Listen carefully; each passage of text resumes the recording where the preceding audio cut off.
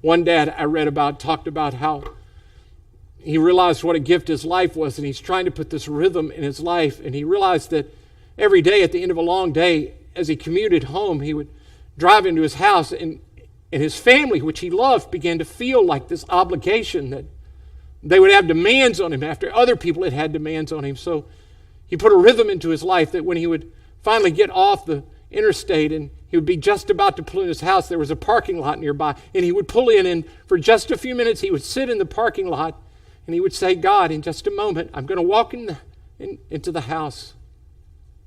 Help me to see that these are people that are gifts to me. I don't want to miss out on what a gift it is to be a husband to my wife, and what a gift it is to be a dad to my children. I do not want to miss out on these moments. Help me to be a loving person in these moments. In that moment, he created a little mini Sabbath. And I was thinking as I read that, what if somehow I could help everybody at Community Christian, all the parents, all the spouses, if I could create in every friend, if I could just say, if I could convince you to say, I'm going to be a Sabbath keeper, and I'm going to do this little mini Sabbath every time before I have an interaction with a person, before I walk through the door and say, God, give me the ability to see the person you made them to be. Help me to be a loving person. And He'll do it.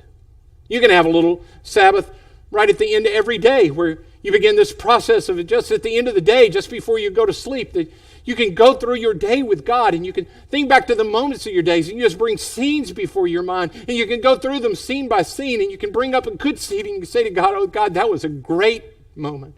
Thank you for that moment. Thank you for that person. Thank you for the interaction I have.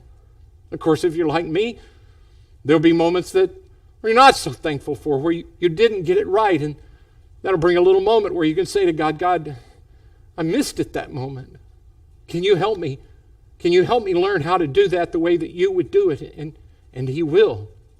There, of course, come moments where you'll remember things that you have problems and you don't know what to do about. And God say, God, I need wisdom for that. What would you have me do in this situation?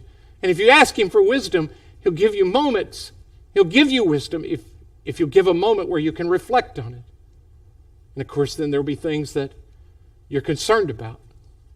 And you can say to God, God, here's the things I'm concerned about. I'm concerned about this with my kids, or this with my health, or this with this person I love about. I'm concerned about these things, but God, I have to go to sleep.